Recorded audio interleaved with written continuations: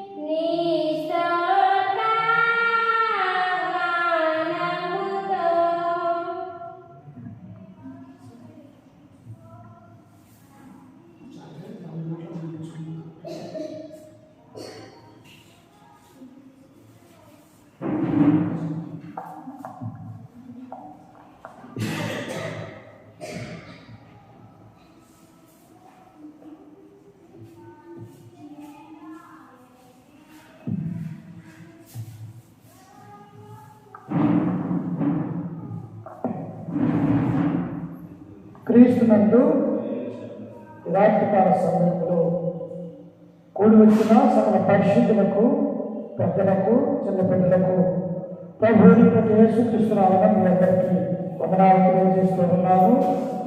దేవుడు మన యొక్క జీవితంలో ఇక కొన్ని నిమిషాలలో మరొక నూతన సంవత్సరం మనకు రాబోతూ ఉన్నది కనుక దేవుడు ఈ గతించుతున్నటువంటి సంవత్సరం అంతయు మనల్ని తన రెక్కల కింద భద్రపరిచి ఆయనకు కృతజ్ఞతలు చెల్లించే విధంగా దేవుడు మనల్ని కాచి కాపాడేందుకు మనం ఎల్లప్పుడూ కూడా దేవుడిని గణపరచాలి, బలపరచాలి. అందుకనే మన యొక్క కోరికను ఏర్పాటు చేయడం జరిగింది. కాబట్టి చిన్న ప్రార్థన చేసుకుని దేవుని యొక్క వాక్యాన్ని నేర్చుకుంటూ సమయం కరెక్ట్గా 12 దాటిన తర్వాత కేక్ కట్ చేసుకొని నూతన సంవత్సరంలోని అడుగు పెడుతూ ఉన్నాం కనుక ప్రార్థనాపూర్వకంగా ఈ నూతన సంవత్సరాన్ని మన యొక్క జీవితంలో ప్రారంభించడము మనకి మన యొక్క కుటుంబాలకు ఎంతో ఆశీర్వాదకరము. ప్రార్థన చేసుకుందాం. సకల ఆశీర్వాదకు కారణాభూతులైన మా ప్రియ పరలోకపు తండ్రి, నీ ఘనమైన అత్యున్నతమైన నామానికి వందనాలు, స్తుతి స్తోత్రములు తండ్రి. గడిచిన కాలమంతయు మమ్మల్ని కాచి కాపాడి నిరక్కడికన్నా మమ్మల్ని భద్రపరిచి తండ్రి క్షేమాన్ని అనుగ్రహించినందుకు తండ్రి మీకు కృతజ్ఞతలు చెల్లిస్తూ ఉన్నాం తండ్రి. రాత్రికాల సమయంలో ఈ ప్రభు దినాన చిన్న గొర్రెలుగా చిన్న మందగా నీవు అనుగ్రహించినటువంటి ఈ మందిరంలో చేరి తండ్రి ఇప్పటి వరకు ప్రార్థన ద్వారా పాటల ద్వారా నిన్ను బలపరుచుకుంటుండగా మిమ్మల్ని దీవించి ఆశీర్వదించి బలపరచండి తండ్రి. ఇదిగో తండ్రి కొన్ని నిమిషాలలో మరొక నూతన సంవత్సరం మా యొక్క జీవితంలోకి రాబోతూ ఉంటుంది తండ్రి. ఇటు గొప్ప దీవెనలు, ఇటు గొప్ప ఆలోచనలు మా యొక్క మదిలో తండ్రి మమ్మల్ని ఆశీర్వదించిన దాన్ని బట్టి తండ్రి మేము ఎల్లప్పుడూ కూడా నీకు లోబడి జీవించటకు కృప చూపించి సహాయం చేయండి తండ్రి. లోకంలో మేము పాపలుగా అపరాధులుగా ఉంటూ ఉన్నప్పుడు తండ్రి మమ్మల్ని ప్రేమించి మమ్మల్ని నిత్యరాజ్యంలో ఉంచాలని నీ కుమారుడు మా రక్షకుడు ప్రభువైన యేసుక్రీస్తు వారు తండ్రి ఇలాగానికి వచ్చి 33 సంవత్సరాలు జీవించి ఆ కలువరిలో మా పాపము నిమిత్తమై ఆయన బలి అయినట్టుగా మేము చూస్తూ ఉన్నాం తండ్రి. రాత్రి వేళ సమయంలో పరిశుద్ధ గ్రంథం నుంచి లేఖనాలు తండ్రి మేము నేర్చుకునబోతూ ఉంటుండగా మమ్మల్ని దీవించి ఆశీర్వదించి బలపరచండి తండ్రి.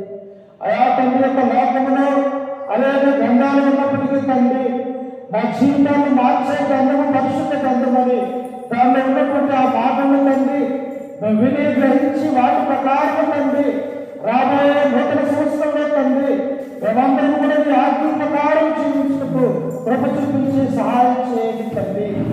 ఏ ఒక్క వ్యక్తి కూడా తండ్రి నశించుకోవడానికి మీకు ఇష్టం లేదు తండ్రి. ప్రతి ఒక్కరూ కూడా మారు మనసు కలిగి మేమందరం ఆనందంలో ఉండాలనేది మీకు అనాది సంతోషమైనట్టుగా మేము చూస్తూ ఉన్నాము తండ్రి. అలాగే నీ రాత్రి వేళ సమయంలో తండ్రి చెప్పబడుతున్నటువంటి నీ మాటలు తండ్రి ఈ బిడ్డల యొక్క హృదయంలో ఫలించి ఫలాభివృద్ధి చెందుటకు సహాయం చేయండి తండ్రి. అంధకార శక్తుల్ని సైతాన్ శక్తుల్ని మీరు దూరపరుచుతండి. ఈ కృప ఈ ప్రేమ మా మీద ఉంచగలరని ఈ మనవులు మా రక్షకుడు మా ప్రభు అయిన యేసు పరిశుద్ధ నామమున ప్రార్థించి అడిగి వేడుకుంటున్నాము తండ్రి. ఆమేన్. క్రీస్తునందు ప్రియమైనటువంటి దేవుని బిడ్డలారా, ఈ మధ్య ఈ యొక్క రాత్రికాల సమయంలో మనమందరము కూడా చిన్న మందగా ఎక్కడైతే 2-3 కూడి ఆయన నామాన్ని ప్రార్థిస్తారో వారి మధ్య నేను ఉంటానని దేవుడు సెలవిస్తున్నాడు. కాబట్టి మనం ఎంతమంది అయినా దేవుని యొక్క సన్నిధిలో గడపడము మనకెంతో జీవనకరమైనటువంటి విషయాన్ని మనమందరం కూడా గమనించాలి. కాబట్టి మనము ప్రతి ఆదివారం కూడా పరిశుద్ధ గ్రంథంలో నుంచి అనేకమైనటువంటి దేవుని యొక్క మాటల్ని మనం నేర్చుకుంటూ ఉన్నాం, తలపోసుకుంటూ ఉన్నాం, ప్రార్థనా జీవితాన్ని మనం గడుపుతూ ఉన్నాం. అయితే గొప్ప భాగ్యం ఏమిటంటే ఆదివారం రోజునే దేవుడికి ఇష్టమైనటువంటి రోజు. ఇది ప్రభువుని ప్రపంచమంతా బయటకు గుర్తించినటువంటి రోజు. అయితే ఈ రోజు కంటే మన గంటలో ఏమొస్తుందంటే నూతన సంవత్సరం వస్తుంది. ఇది మన యొక్క జీవితంలో గొప్ప భాగ్యం. అందుకే నూతన సంవత్సరంలో నూతనంగా మానవులు ఉండాలంటే ఏం చేయాలి? కొత్త బట్టలు కట్టుకుంటే నూతనంగా ఉంటామన్నా కొత్త బట్టలు కట్టుకోవాలి, ఎందుకంటే నూతనమైనటువంటి సంవత్సరం కాబట్టి. కానీ ఈ పాపమనే హృదయంలో నుంచి కూడా ఈ పాపాన్ని తీసివేసి నూతనమైనటువంటి హృదయం దేవుడికి కావాలి అని తన గ్రంథం ద్వారా మనము నేర్చుకోబోతున్నాం. అందుకనే పాపమైనటువంటి ఈ సంవత్సరంలోనే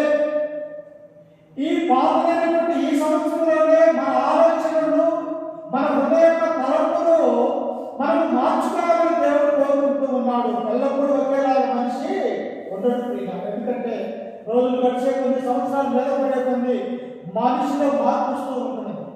పశువుల ప్రాయం ఒక రీతిగా ఉంటుంది, యవన ప్రాయం మరొక రీతిగా ఉంటుంది, వృద్ధాప్యంలో నడిప్రాయం వచ్చేసరికి ఈ శరీరమే మార్పు చెందుతూ ఉంటూ ఉన్నది.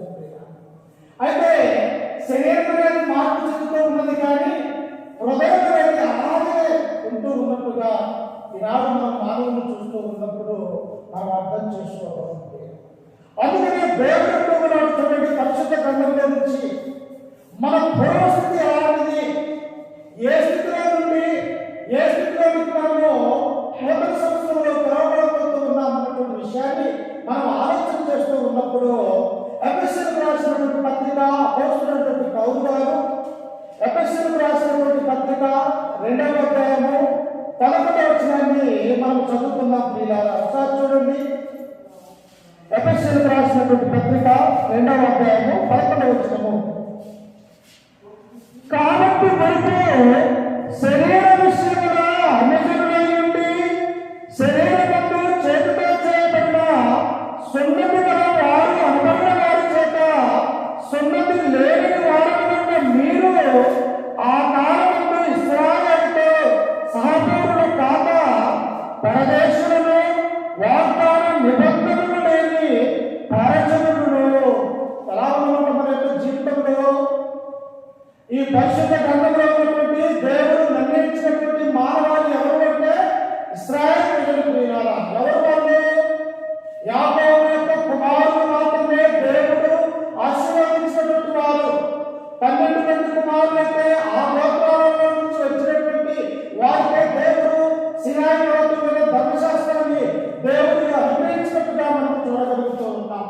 అందుకనే ఎఫెసీయులో ఉన్నటువంటి అన్యజనులుగా మొదటి ప్రవర్తన మీకు ఎలా ఉన్నది, ఎలాంటి ప్రవర్తన కలిగి ఉన్నారు, మీరు ఎలాంటి ప్రవర్తన నుంచి ఎలా మార్పు పొందారు అన్నటువంటి విషయాన్ని ఎఫెసీయులో ఉన్నటువంటి మానవాళికి అపోస్తలుడైన పౌలు తన పత్రిక ద్వారా తెలియపరుస్తూ ఉన్నాడు. ఏమని? కాబట్టి మునుపు శరీర విషయంలో అన్యజనులై ఉండి, అన్యజనులు ఎవరు? మనమే. అంటే దేవుడు లేనటువంటి వారి మనకు ధర్మశాస్త్రమైన ఆజ్ఞలు మనకు లేవు. ధర్మశాస్త్రం యొక్క ఆజ్ఞలు నిబంధన ఎవరికి అంటే ఇశ్రాయేలు ప్రజలకు ప్రియులారా. కాబట్టి మన యొక్క జీవితం ఎలాంటిదంటే ఈ చెట్టులో పుట్టలో లేకపోతే రాయిలో రప్పలో మనం దేవుడు లేనటువంటి వారిగా మునుపు ఉంటూ ఉన్నట్టుగా మనం చూస్తూ ఉన్నాం. ఎప్పుడు? క్రీస్తు మన మధ్యకు రాకముందు ప్రియులారా. యేసు క్రీస్తు వారు పుట్టక ముందు మన యొక్క జీవితము ఎలా ఉన్నదంటే మనకు దేవుడు లేరు. దేవుడు ఉన్నటువంటి వారు ఎవరంటే విగ్రహారాధనగా మనం బ్రతుకుతూ ఉన్నాం ప్రియులారా. అందుకే పౌలు అంటూ ఉన్నాడు, కాబట్టి మునుపు శరీర విషయంలో మీరు అన్యజనులై ఉండి, ఇంకా ఏమంటున్నాడంటే చేతితో చేయబడిన సున్నతి గల వారు అనబడిన వారి చేత సున్నతి లేని వారమైనటువంటి మీరు ఇశ్రాయేలు అంటున్నారు. అన్యులు చూసి ఎవరు? అయ్యా ధర్మశాస్త్రంలో మాయి, నిబంధనలు మావి, దేవుడు మావాడు. అయితే మీరెవరంటే అన్యజనులు, మీకు దేవుడు అనేవాడు లేడు, మీరు పూర్తిగా దేవుడికి దూరమైనటువంటి వారు. కాబట్టి సున్నతి కలిగినటువంటి వారి సంతానం ఎవరికంటే అబ్రహాము సంతానం ప్రియులారా. అబ్రహాము యొక్క సంతానం నుంచి ఎవరైతే ఈ లోకానికి వస్తూ ఉన్నారో వారు మాత్రమే దీవించబడినటువంటి వారని గ్రంథం మనకు సెలవిస్తూ ఉంది. అయితే మనమెవరు అంటే అన్ని జనులుగా ఉంటూ ఉన్నాం. దేవుడిని ఎరగనటువంటి వారిగా క్రీస్తు ఆత్మకు మన యొక్క జీవితము ఎలా ఉన్నదంటే విగ్రహారాధన చేసేవారిగా మన పూర్వీకుల్ని మనం చూడగలుగుతూ ఉన్నాం. అందుకే పౌలు చూడండి కింద వచనంలో 12వ వచనంలో ఆ కాలమందు ఇశ్రాయేలుతో సహపౌరులు కాక పరదేశులను వాగ్దాన నిబంధనలు లేని ప్రజలను నిరీక్షణ లేని వారిని లోకమందు నిర్దేవుడై ఉండి క్రీస్తుకు దోస్తులై ఉంటుందని మీరు జ్ఞాపకం చేసుకుని. ఏ జ్ఞాపకం చేసుకోవాలి? మన జీవితము నూతన సంవత్సరంలోనికి రాకముందు ఈ సంవత్సరము మన జీవితం ఎలా ఉన్నది? నేను మంచి నడవడికతో ఉన్నానా? నేను నిత్యం దేవుని యొక్క సన్నిధానానికి వెళ్తున్నానా? దేవుని యొక్క మందిరంలో ఈ సంవత్సరంలో నేనేదో అంతవరకు సమయాన్ని హెచ్చించినానా అని చెప్పేసి ఒకసారి మీరు ఆలోచన చేసుకోనండి అని ఇక్కడ ఎదురులో ఉన్నటువంటి అన్యజనులకు దేవుడు తెలియపరుస్తూ ఉన్నాడు. మనం కూడా ఏమైనా ఆలోచన చేసుకోవాలి. క్రీస్తు ఈ లోకానికి రాకముందు మనం దేవుడికి దోస్తులై ఉన్నామన్నటువంటి విషయాన్ని జ్ఞాపకం చేసుకోవాలి ప్రియారా. అందుకని ఇక్కడ మనము మునుపటి విషయంలో అనగా పాత జీవితం ఎలా ఉన్నదంటే అన్నిలుగా ఉంటూ ఉన్నాము. దేవుడు లేనటువంటి జనాంగంగా మనం ఉంటూ ఉన్నాము. ధర్మశాస్త్రంలో మనం లేనట్టుగా మనం ఉంటూ ఉన్నాము ప్రియారా అన్నటువంటి విషయాన్ని మనం గుర్తుంచుకోవాలి. అందుకనే అప్పుడు ఒకసారి ఆయనలో మునుపు దోస్తులైన మీరు ఇప్పుడు క్రీస్తు యేసునందు క్రీస్తు రక్తము వలన సమీపస్తులై ఉన్నారు.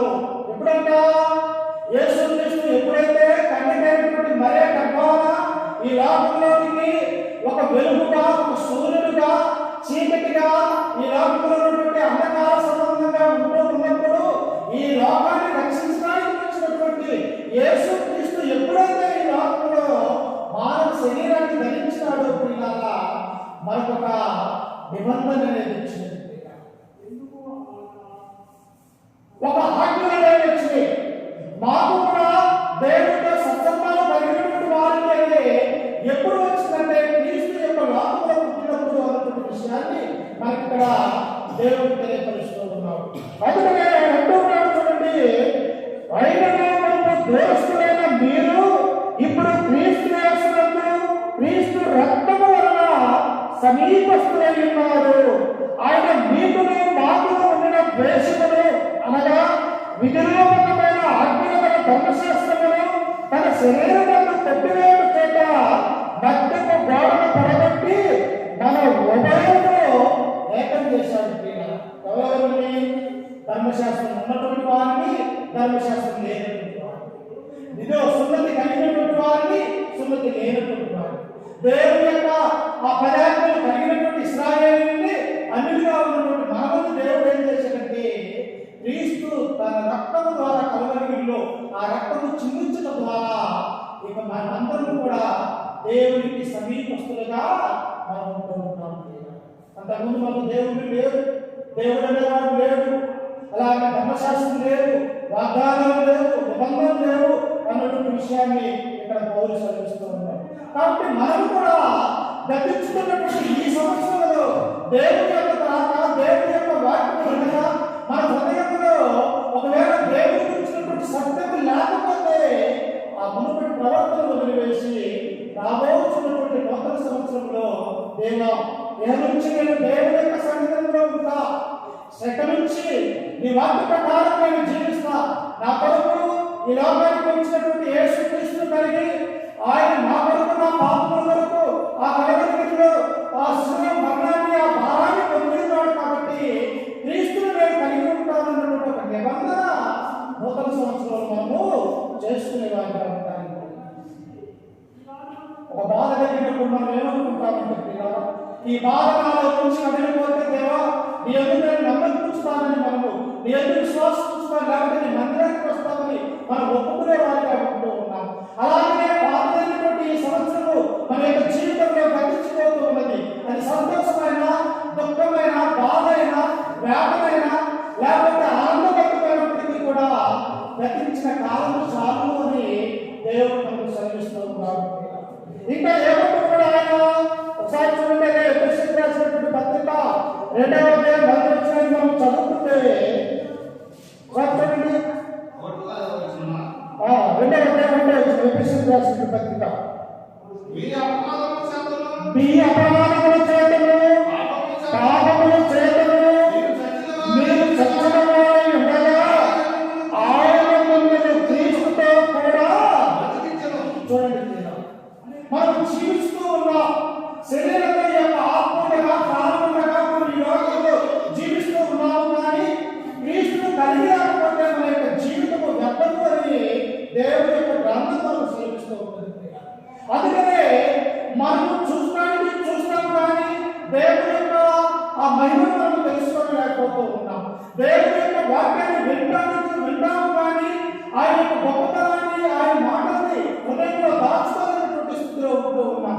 అందుకనే పౌలు అంటున్నాడు, ఓ ఎఫెసీయులారా, మీ అపరాధముల చేతను, మీ పాపముల చేతను మీరు చచ్చిన వారై ఉన్నారు. మీరు అనుకుంటూ ఉన్నారు మేము నిజంగా బ్రతికే ఉన్నాం, జీవిస్తూ ఉన్నామని మీరు అనుకుంటూ ఉన్నారేమో, కానీ లోక సంబంధమైనటువంటి సాతాను మీ మీద ఏక చేస్తూ ఉన్నాడు కనుక మీ పాపముల ద్వారా, మీరు చేసే అపరాధముల ద్వారా మీరేమైపోయారంటే దేవునికి దోషులైపోయినారని చెప్పేసి ఆ పౌలు అంటూ ఉన్నాడు. అందుకనే మీ అపరాధముల చేతను, పాపముల చేతను మీరు చచ్చిన వారై ఉండగా క్రీస్తుతో కూడా మిమ్మల్ని బ్రతికించాడు. ఎవరి ద్వారా? క్రీస్తు యొక్క లోకానికి రావడం ద్వారా, ఆయన మరణ సమాధి పునరుత్థానమనే కార్యక్రమం ద్వారా మనం ఏం చేస్తూ ఉన్నామంటే ఈ లోకంలోనే కాదు, ఆ పరలోక రాజ్యంలో కూడా జీవింపగలిగినటువంటి భాగ్యాన్ని దేవుడు మనకు అనుగ్రహిస్తున్నాడు. అందుకనే పిలవలసినటువంటి ఒకసారి మీరు వాటిని చేయొచ్చు, వాయుమండల సంబంధమైన అధిపతిని అనగా అవిధేయులైన వారిని ఇప్పుడు ప్రేరేపించే శక్తిని అధిపతిని అనుసరించి ఈ ప్రపంచ ధర్మము చొప్పున మునుపు నడుచుకుంటుంది. ఎవరన్నా ఈనాడు లోకంలో ఉన్నటువంటి వారందరూ కూడా అయ్యా దేవుని యొక్క రెండవ సమయం వస్తూ ఉన్నది, మీరందరూ కూడా మారు మనసుకుంది, దేవుని యొక్క ఆజ్ఞ ప్రకారం వినండి, ఆయన మాటలు వినండి, ఆయన చిత్తానికి లోబడినట్టు చెప్తే వారు ఏమనుకుంటారో తెలుసా? ఎప్పుడు రెండవ రాత్రి వస్తుంది, మేము ఎందుకు మారు మనసు పొందాలి, ఇంకా సమయం ఉంది కదా, మా యొక్క జీవితంలో ఇంకా ఎవరి దశలో ఉన్నాం కదా, ఇంకా అనేక సంవత్సరాలు మేము బ్రతుకుతాం కదా అని చెప్పేసి నేను మారు ఏం చేస్తూ ఉన్నానంటే మారు మనసు పొందట్లేదు. అందుకనే పౌలు తన యొక్క వేదాన్ని వర్తమానంలో దేవుని పరిశుద్ధాత్మ ద్వారా ప్రదర్శనటువంటి అన్నిటికీ తెలియపరచడమే కాదు, ఈ లోకంలో ప్రదర్శించినటువంటి మనకు కూడా ఆ వాక్య ప్రభావం అన్నది మనం గుర్తుంచుకోవాలి. ఇంకా మనం చదువుకున్నట్టయితే ఒకసారి చూడండి, రోమిలకు రాసినటువంటి పత్రిక 6వ అధ్యాయం 6వ వచనం చదువుకుందాం. చూడండి ఒకసారి, రోమిలకు రాసినటువంటి పత్రిక 6వ అధ్యాయం 6వ వచనం.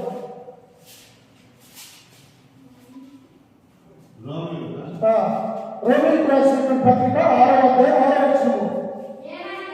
ఏమనగా మనమిద్దరూ పాపములకు దాసులము కాకుండానట్టు పాప శరీరము నిరంతరమునట్లు మన ప్రాచీన స్వభావము ఆయనతో కూడా శిలువ వేయబడినని. ఏమంటున్నాడు తెలుసా? మనమిద్దరూ పాపములు ఉండగానే, దేవుని ఎరగనటువంటి వారిగా ఉండగానే, మన కొరకు క్రీస్తు యొక్క లోకానికి వచ్చి 33 సంవత్సరాలు జీవించి నీవు నేను ఎలాగైతే ఈ శరీరం మీద ధరించుకొని ఈనాడు జీవిస్తూ ఉన్నామో పిల్లరా, క్రీస్తు శాఖం మొదటి శతాబ్దంలో కూడా యేసు క్రీస్తు వారు ఆ యెరూషలేములో, గలిలయ, సమరయ ఆ ప్రాంతాలలో జీవించినట్టుగా మనం చూస్తూ ఉన్నాం. అందుకని ఇక్కడ అపోస్తలుడు పౌలు ఉన్నాడు, మనమిద్దరూ పాపములై ఉండగానే యేసు క్రీస్తు వారి యొక్క లోకానికి వచ్చాడు. ఎందుకు? మన పాపాలను తీసివేయడానికి క్రీస్తు వారి యొక్క లోకానికి వచ్చారన్నటువంటి సత్యాన్ని మనం గ్రహించాలి. అందుకనే పిల్లలు అంటారు చూడండి, మన ప్రాచీన స్వభావమును ఆయనతో కూడా శిలువ వేయబడినని ఎరుగుదుము. మన యొక్క ప్రాచీన స్వభావం అంటే ఏంటిది? పాపముతో నిండుకున్నది, అబద్ధాలతో నిండుకున్నది, మోసంతో నిండుకున్నది. ఈ లక్షణాలు ఎవరికి ఉంటాయి? సాతాను అనుసరించే వారికి ఉంటాయి. అందుకనే మీ ప్రాచీన స్వభావంలో మీరు వదులుకోవాలని దేవుడు మనకు తెలియజేస్తూ ఉంటాడు. ఒకవేళ ఈ సంవత్సరంలో మనం తెలిసి తెలియక అబద్ధాలు ఆడుతుంటే, మోసాలు చేస్తుంటే, లేకపోతే ఈ చూపు ద్వారా పాపం ఏదైనా చేస్తుంటే, మన నడక ద్వారా, మన మాట ద్వారా ఏదైతే దేవుడికి ఆయాసకరమైనటువంటి మాటలు ఏదైతే మాట్లాడుతుంటే ఈ గతించినటువంటి ఈ సంవత్సరమే మనము మర్చిపోవాలి. అందుకని మీ ప్రాచీన స్వభావం మర్చిపోండి, తీసుకొచ్చింది.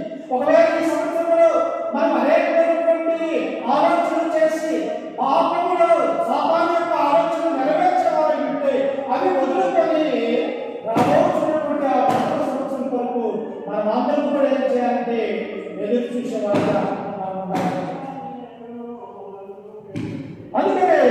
మనం కూడా ఎలా ఉండేటంటే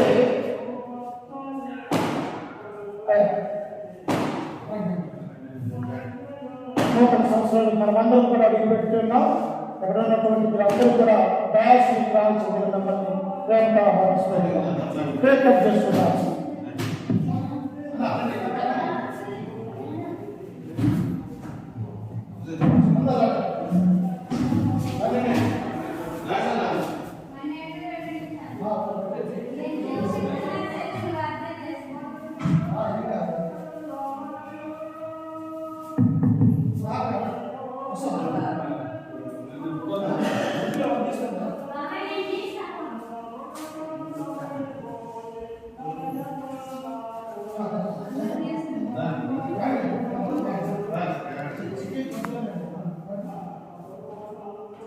చరణం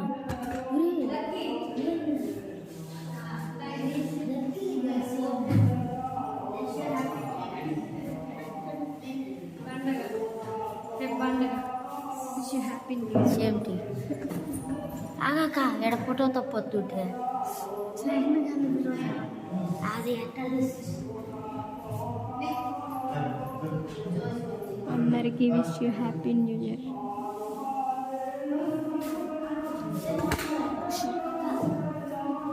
wish you happy new year.